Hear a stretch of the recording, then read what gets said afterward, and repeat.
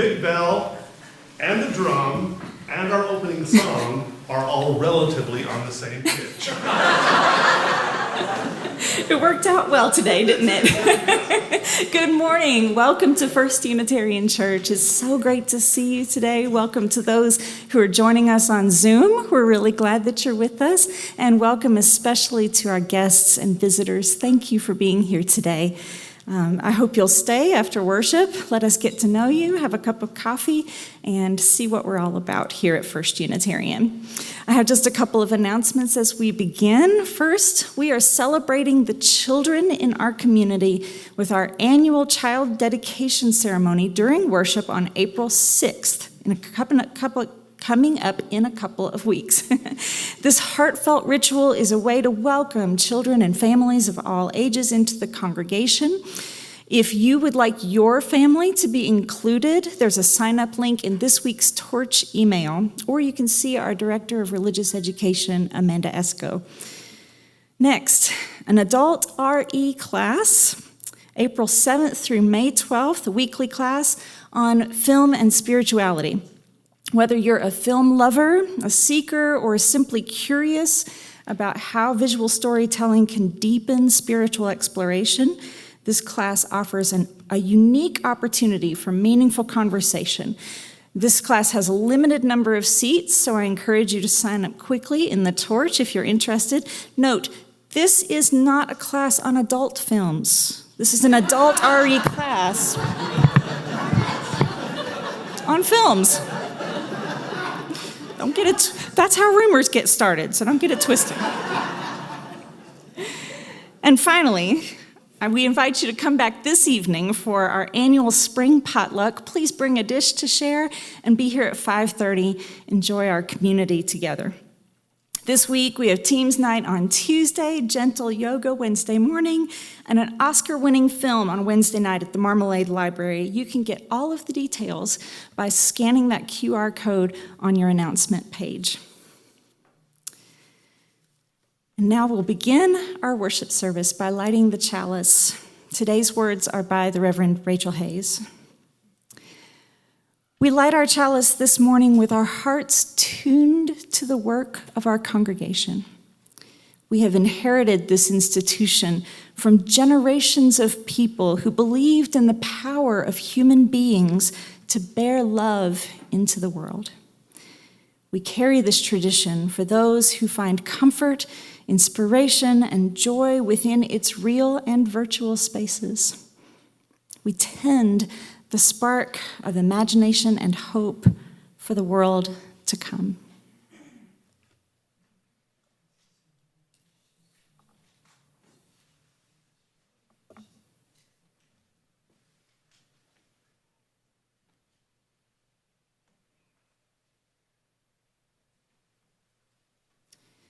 Now I turn it over to David for our opening hymn. Again, I lied. You got the paper. Right.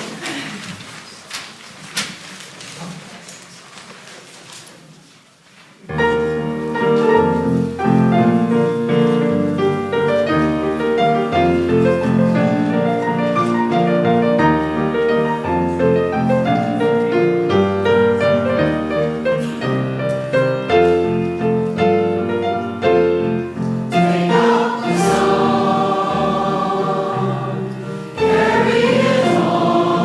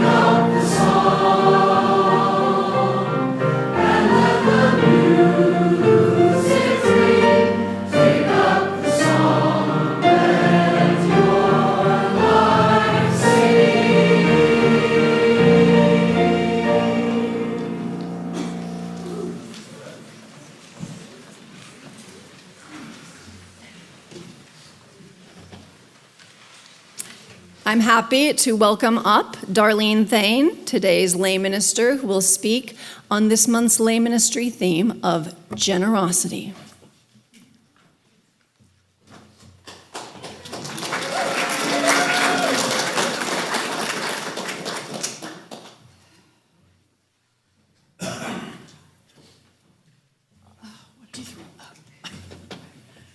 Good morning, everyone. Generosity. We give generously and joyfully. What a beautiful topic we've been discussing this month. I have been reflecting on so many acts of kindness that I have witnessed or been a part of, both individually and as a group, in my long, long lifetime. I have watched tragic news stories announce a GoFundMe account and raise thousands of dollars in almost no time. I've seen people rally together to rebuild communities after horrific disasters, and I have personally been the recipient of so many generous deeds. However, there's one act of generosity that stands out most prominently in my own personal life journey. It happened right here because of you, the people in this congregation, approximately 7 years ago. So here is my tribute to you beautiful people of the First Unitarian Universalist Church of Salt Lake City. Vicky Chavez had fled her homeland of Honduras and come to the United States in 2014 because of fear for her and her children's safety and the violence that was rampant in her home country. She had done everything she could to remain here in the United States, including applying for a stay of removal, but it was denied. So, on the verge of self-deporting, not speaking any English, she, with her 2 very young daughters, made a brave and probably very frightening decision to come and live here among strangers, trusting us to help her navigate an untenable situation. Let me back up a bit. It had been 8 years since our congregation had voted to join the New Sanctuary movement, but it became abundantly clear that the symbolic sanctuary title could no longer meet the desperate needs of many immigrant families facing deportation. So the preparations began to prepare our church facility to become a host home of sorts for a family without knowing who they would be or where they came from or why. We were assured back then by the federal government that places of worship, sacred as they are, would be a sanctuary from being raided by ICE agents. We as a congregation had voted to take the next step in becoming a sanctuary church, and it was decided that we could adopt and save from deportation a beautiful young woman named Vicky Chavez and her 2 young daughters, Yuretsi, age 5, and Bella, age 5 months. It was a real act of faith on Vicky's part to trust that we would be there for her, and on our part as a congregation to pledge all that we needed to do to make this seemingly impossible dream happen. We at that time had no idea what it would take, but we jumped in with our hearts and our hands and our wallets to make it happen. The Sanctuary Steering Committee had countless meetings and communications with attorneys and politicians, immigration organizations to decide if and how this might work. We needed builders to remodel our upstairs to become a comfortable home for a family. A cadre of lawyers, experts, media people, and organizers and planners to make this happen. Funding and lots of volunteers. So our people went right to work. We had over 200 volunteers, not even counting those who made financial contributions. There were trainings held for about 125 of those people who chose shifts between 8 a.m. to noon and noon to 4 p.m. and 9 p.m. to 8 a.m., which most often included at least 2 people to make sure that things ran smoothly and our sanctuary family was safe and secure. Overnight volunteers, who often had regular day jobs, slept on the couches upstairs in the Haven, while others guarded the front doors and set up shop in the lobby by Stephanie's office. Volunteers also did grocery shopping, brought in meals, taught ESL classes, babysat, and played with the girls so that Vicky could have an occasional break, and on occasion even provided basic medical care. Then there were the Christmas and birthday parties, Latin dance parties, fundraisers, Thanksgiving dinners, knitting groups, and many more activities to help this beautiful family feel at home. Our members heard Bella's first words and watched her take her first steps. We taught Uretzi how to ride a bike in Elliott Hall and taught Vicky how to crochet and knit. She went on to make hundreds of hats for the homeless and with donated yarn from the community. She learned to speak fluent English and has even been able to take online classes for a degree. Vicky Chavez came to our church to live in our church on January 31st, 2018, and was able to leave a little over 3 years later on April 15th, 2021. She never left our church grounds during that time, even though we navigated through a pandemic and various changes in church and government leadership. One thing remained constant, and that was our commitment to keep Vicky and her children safe and to make their time with us as enjoyable and comfortable as possible.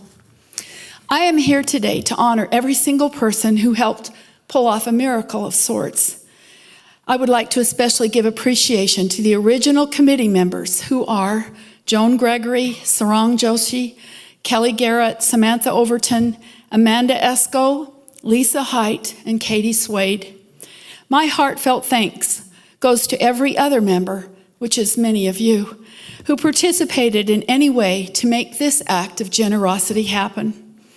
I would also like to thank Vicky Chavez, who was the perfect person to be our partner in this endeavor, because she worked as hard as she could to make this miracle happen in a very difficult circumstance.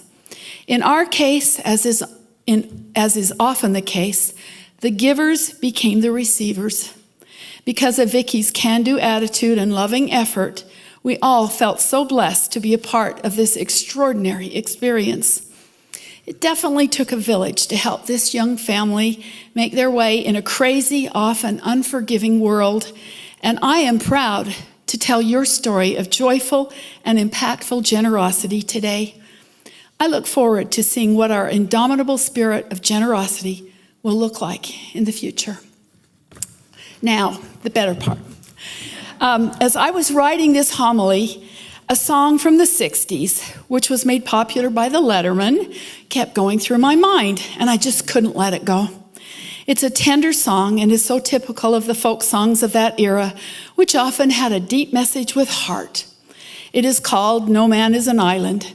So I contacted David Owens, our amazing music director, to see if there's any way that song could be worked into this service. Well, he did it, and I am so honored to introduce this song to you today. It's not edgy and it's not classical. It's just a simple song with a beautiful message, and it tells how to be a good human. I hope you can resonate with it as I do. Please listen to the words carefully. I think that some of you baby boomers might remember it. It perfectly represents our Unitarian values of interdependence, generosity, and love.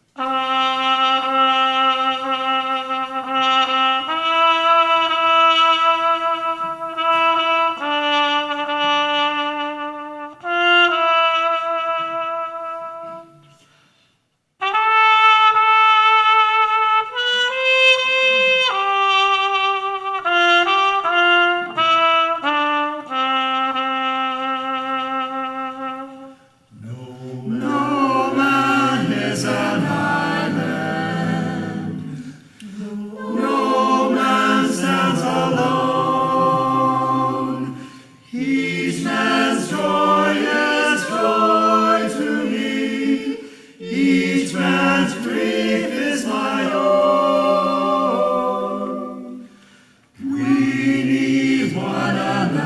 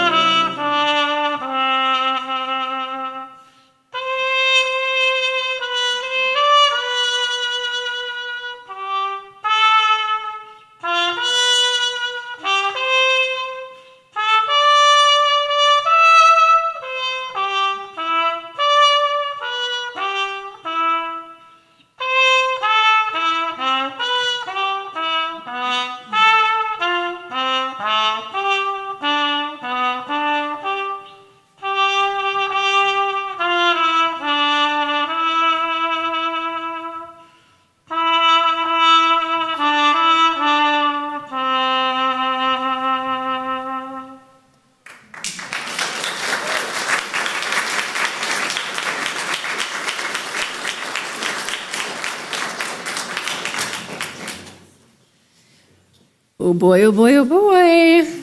I have a surprise for you. My friends, this is Celebration Sunday for multiple reasons.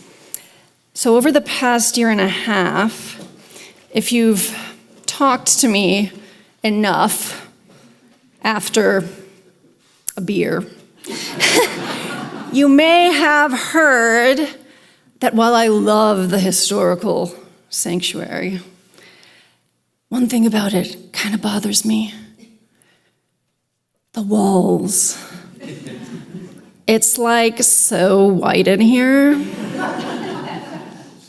And I mean, I know it's Salt Lake City, but like the walls.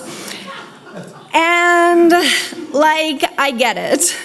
Because like Martin Luther and John Calvin were like, get rid of the images. And the printing press exists now, and we love words so much that all we want is words, words, words, just forever. Just printed, private words that we can just read and think about in our own brain, and images distract from that. So they got rid of all the images that Catholic churches were famous for and replaced the stained glass with these clear windows so everyone could read even better. And the Unitarian forebears, the Puritans, perhaps hated images most of all. And so we find ourselves here in this sort of like New English transplant. But as you may know, I come from a Catholic background, where visual art is considered an important way of accessing the divine and the spiritual. And not only that, I appreciate Buddhist mandalas, which can be used as visual aids for meditation. So since I've been here, I have just felt that something was lacking in the sanctuary. And so I reached out to several creative individuals in our congregation, and we developed a plan for a quilt that would serve as a visual focal point, a mandala of sorts, that would invite people into transcendence in a more right-brained way. So Rosie and Lissa Lander created the initial design, a tree of life. And then Jan Crane, who couldn't be here today, assembled a team of quilters, herself, as well as Colleen Bliss, Allison Christensen, and Ann Mendenhall, who created this beautiful piece and finally handed it off to Kathy Barlow to stitch. And now we raise the quilt of spring.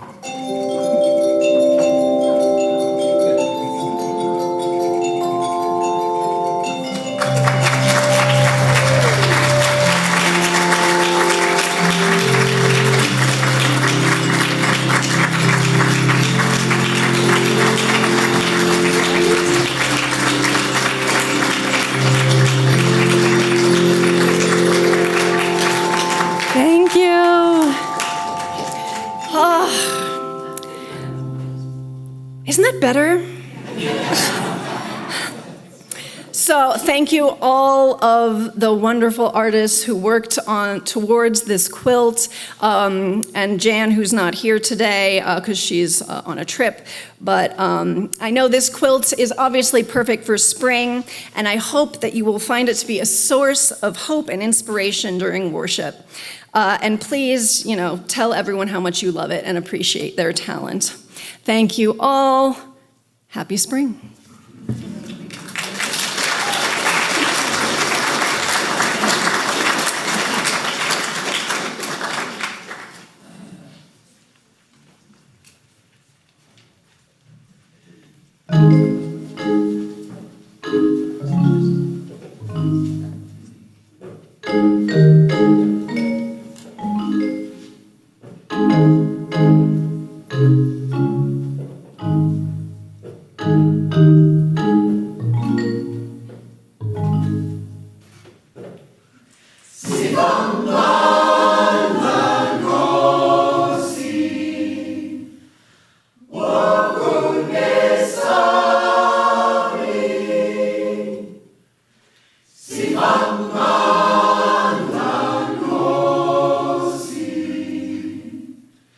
Sia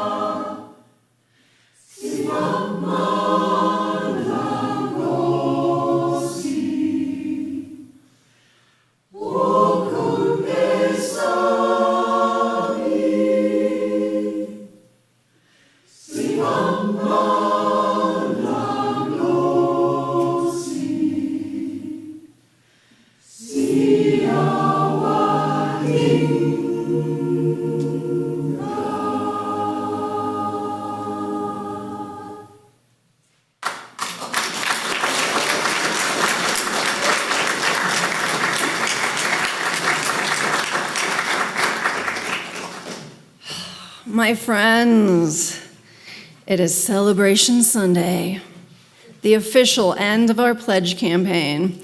And I believe we have some members of the pledge team here who are going to update us, right?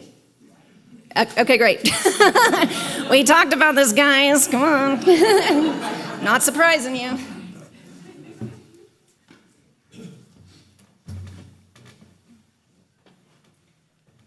Good morning. I do want to acknowledge members of the pledge team, Becky and Trenton, who are here today. Henry Whiteside. Oh, Aaron is here in the back. Henry is out in the foyer.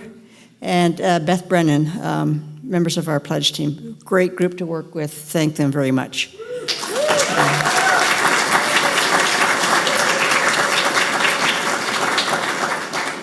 Some of you remember exactly a year ago when we were at the same point in our pledge campaign a year ago when we were a little under our goal. And so we borrowed a really good idea from another faith community and asked you for an increased 10%.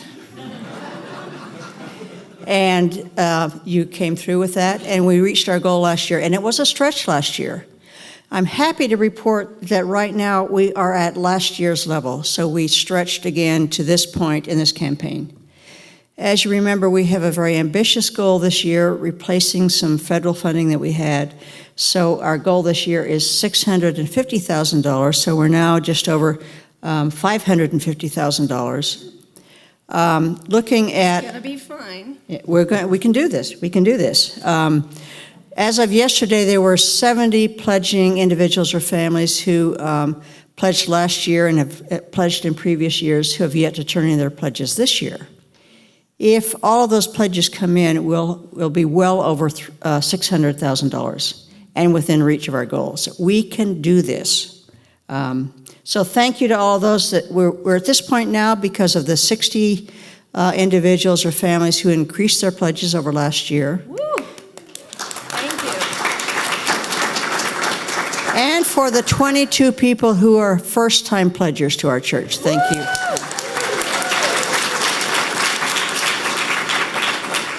We had a third goal of 2 families increasing their pledges to over $10,000. We've had one of those come in, so thank you. Yeah. Half of this. So this generous, committed community, we can do this. We're within reach of our goal.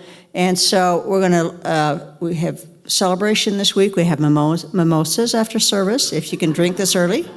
And refreshments to celebrate our achievements so far, and we will get there. Thank you very much. Woo!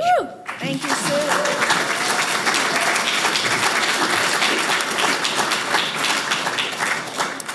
Thank you, Sue, and thank you everybody who has turned in your pledge cards. I know it's a wild time in the country and financially for many of us, and I understand a lot of us might be waiting to see how certain things shake out.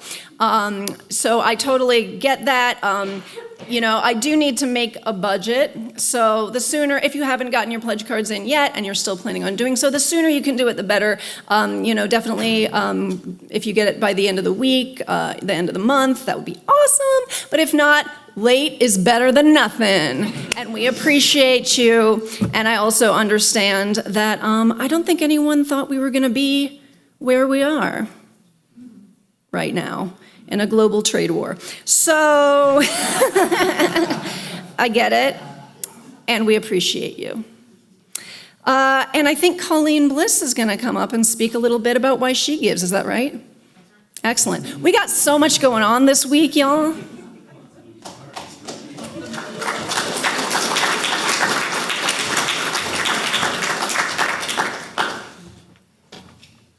My name is Colleen Bliss, and I think I was born a Unitarian. My family thought I was a Mormon. They were all Mormon. So I was a Mormon for about 35 years. And I've been a recovering Mormon for about 40, as many of you, yes. So my son Richard asked me the other day, is there anything you miss about being a Mormon? And I thought, what do I miss? Man, I kind of miss seeing all my Mormon neighbors and knowing all their names every week. But I didn't really know my Mormon neighbors like I know you. Because my Mormon neighbors, they were their polished, true believer, striving, perfectionist Mormons.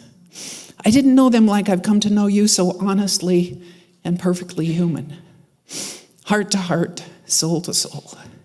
We just are free to tell each other what we really believe and what we really are without any judgment.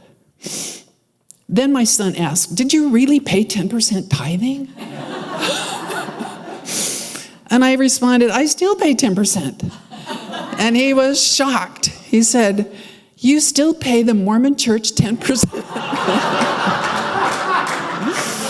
And I said, no. I pay 10% of my income to organizations that are most important to me and that provide that nourishment for the soul. Things that I get to choose. I get to choose. First Church is at the very top of that list. My early faith taught me the importance of donating money and service, and I do appreciate that about the Mormon Church. I've been thinking, what would I do without the First Church?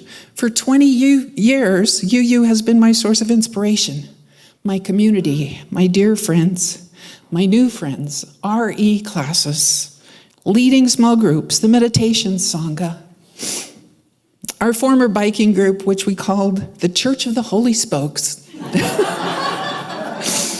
And Frank Stevie was our ordained minister. He could probably marry you on a bike. The burrito team, the music. Oh, the music, thank you. Sunday sermons, good coffee with animal crackers. Ministers past and present. How do I put a price on all that? Maybe I should up my pledge again. What do you think?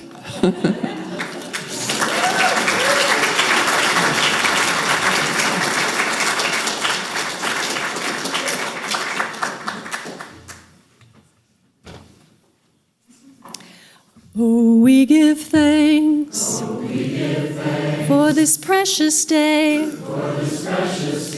for all gathered here, and those far away, for this time we share, with love and care. Oh, we give thanks for this precious day.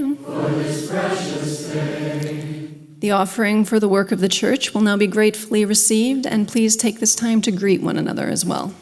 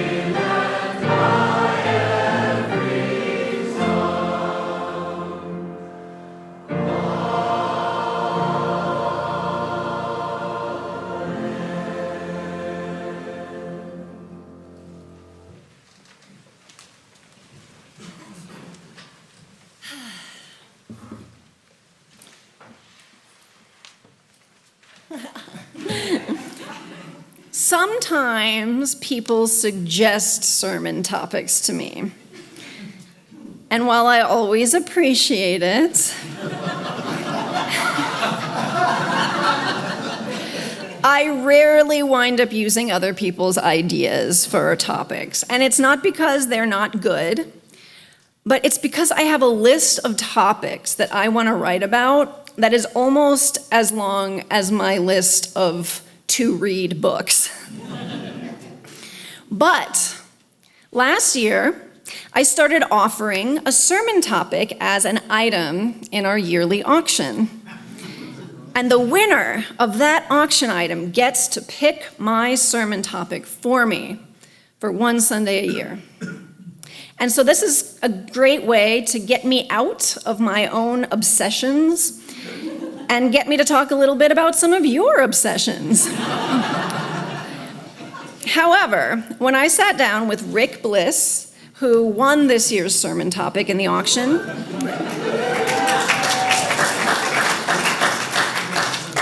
I realized that I was not going to escape my own obsessions with this one after all. Because you see, Rick is writing a book.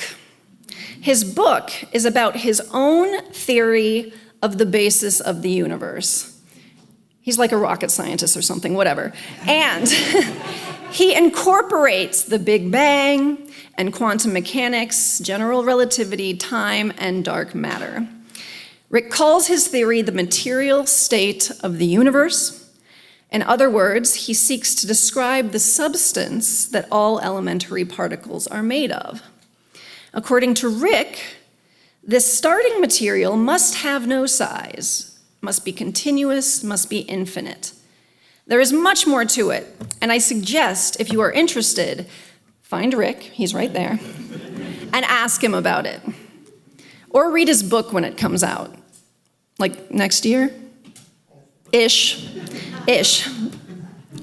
But I was also interested in how Rick told me that as he has worked on this theory, he has evolved his own sense of his spiritual identity. He said he used to call himself an atheist, but he doesn't feel like that label quite fits anymore. Nor does agnostic or theist or even none, which truly no one has ever called themselves. Like, we don't call ourselves survey terms, right? That's a silly term.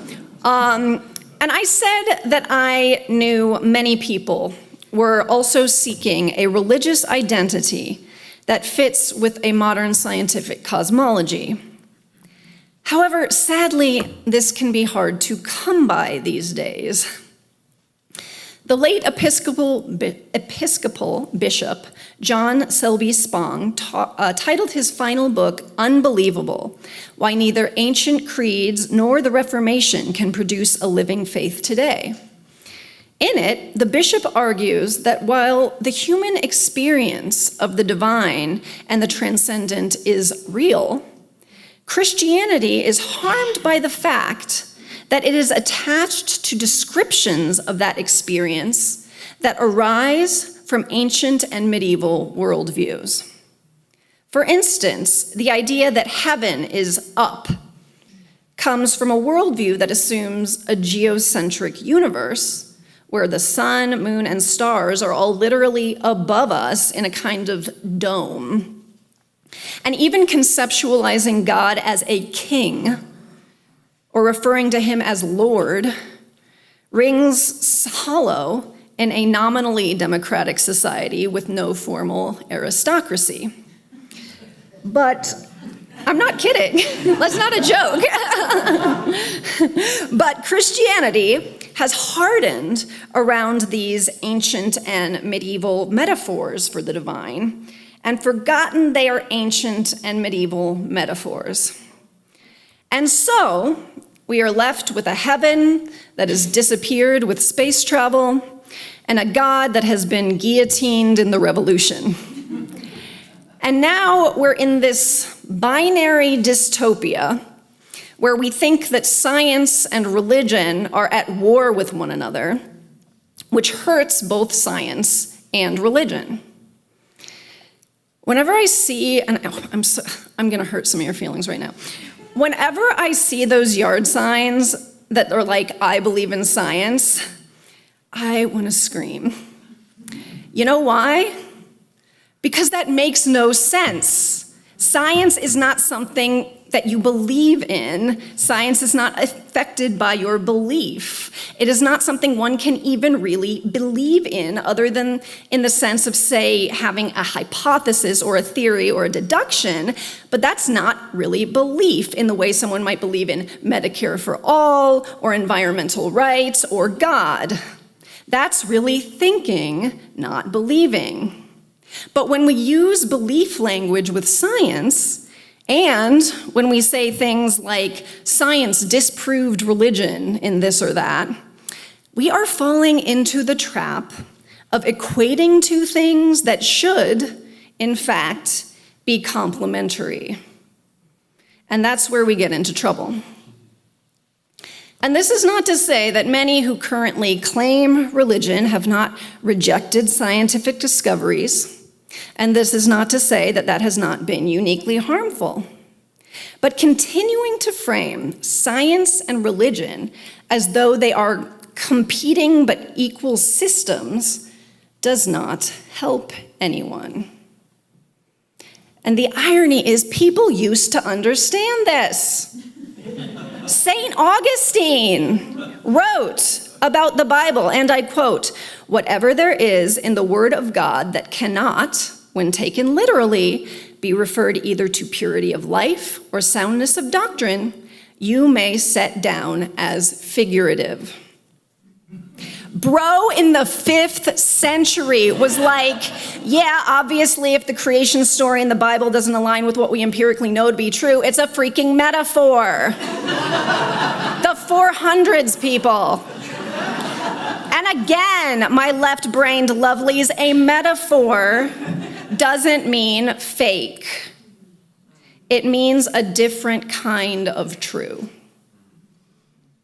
It wasn't until the Enlightenment and scientific revolution that people started getting all weird about this stuff. And it's based in all the worst parts of Western science. We love science, we love it, but it's based in the worst parts of it. There's bad things about everything, right?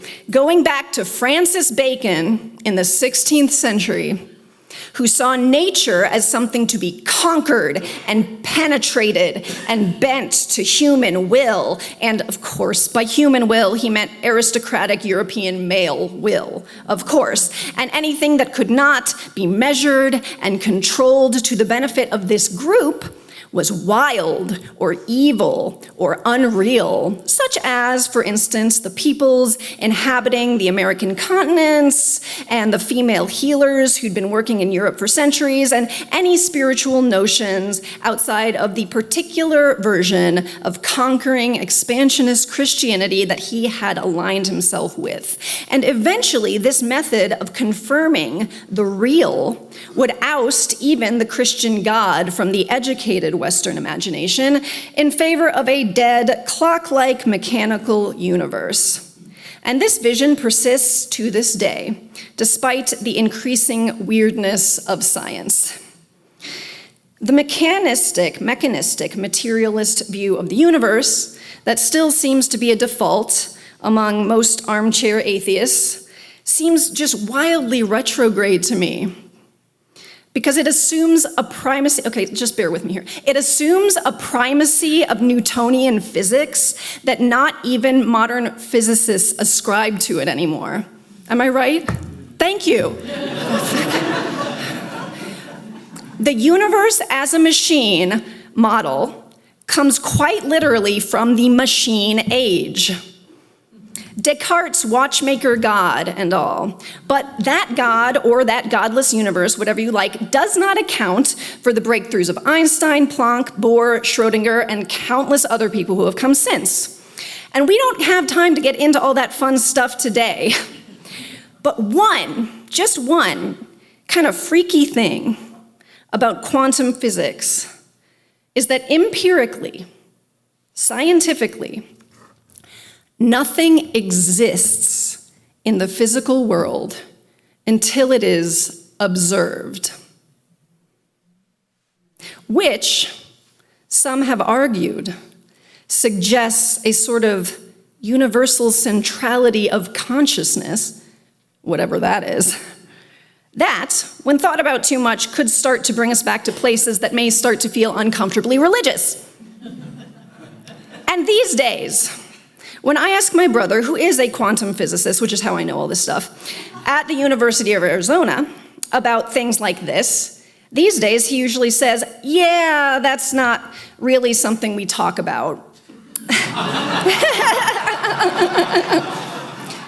Because it doesn't really help us to manipulate the qubits. We're just trying to make quantum computers here, eh? But when we were both in our 20s, I studying religion and he studying physics, my brother and I used to have long conversations about the nature of reality.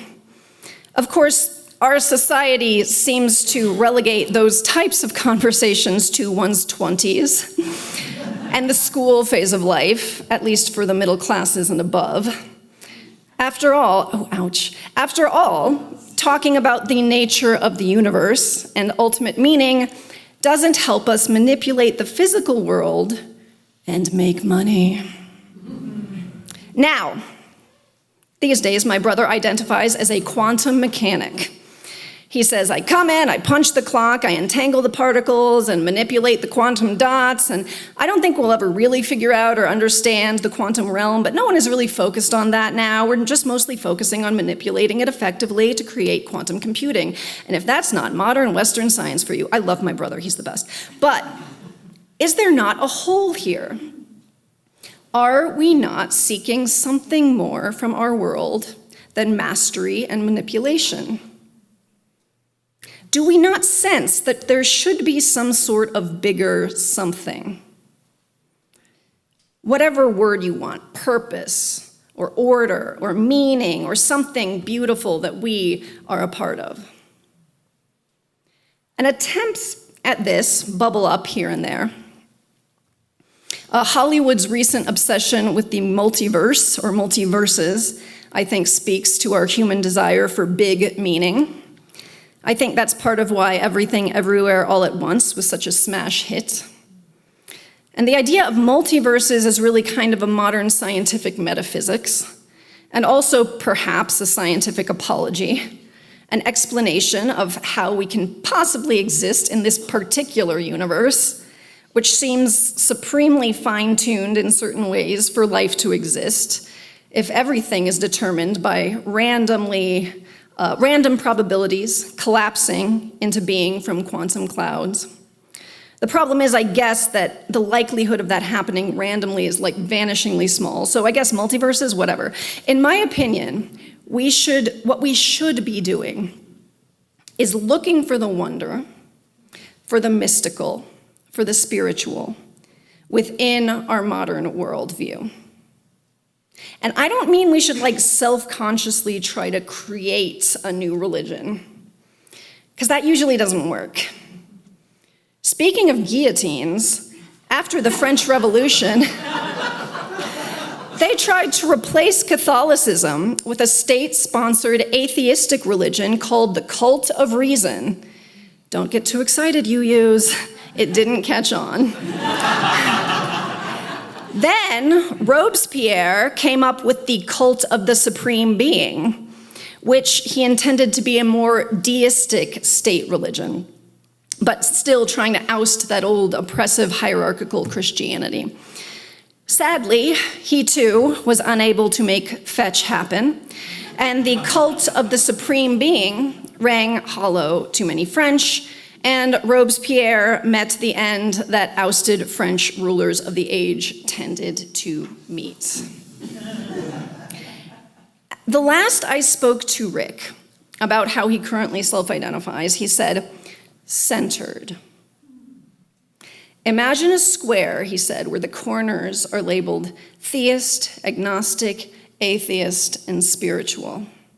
So centered would be at the geometrical square center, being all and none of them simultaneously. To paraphrase the Wachowski sisters, whoa.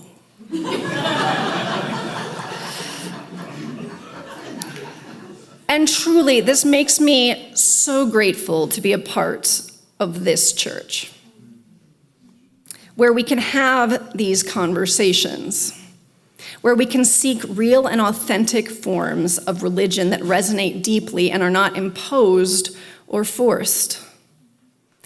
We are in a time of rampant nihilism and void of meaning on one end, and those who would force their own meanings and dogmas upon others if given the chance on the other.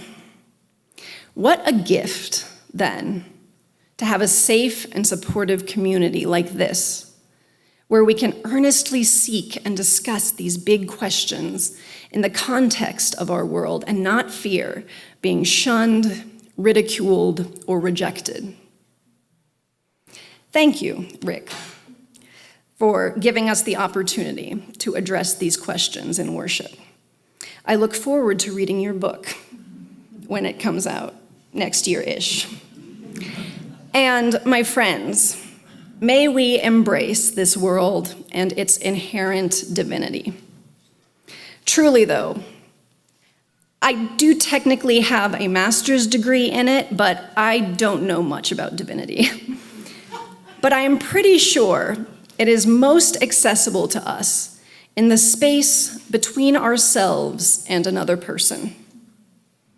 I invite you to seek out those spaces today and to spend as much time in them as possible. May it be so.